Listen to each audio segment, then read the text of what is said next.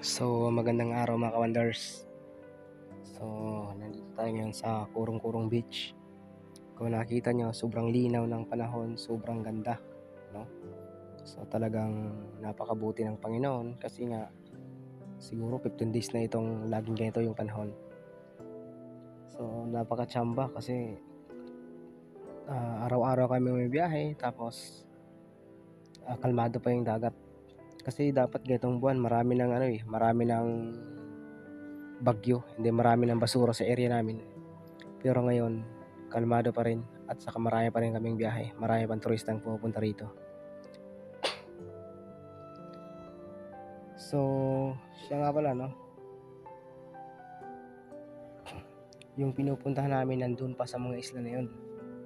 So, dapat ngayong buwan, June hanggang August ay low season na. Ibig sabihin, mahina na yung turista niyan.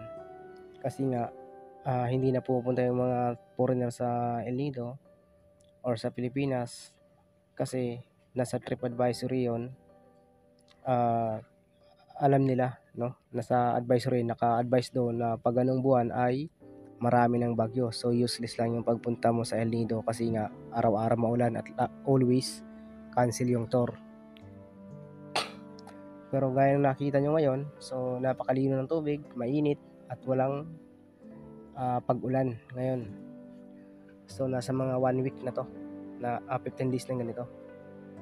So ayan. So yung nakita yung mga bangka, lahat yan parang island hopping. Pero bibihira lang yung nakatakbo dyan. Sa sobrang dami ng bangka, yung iba hindi na rin nakakabiyahe kasi nga konti yung turista. So hanggang dito na lang mga wonders. Good morning at saka maraming salamat.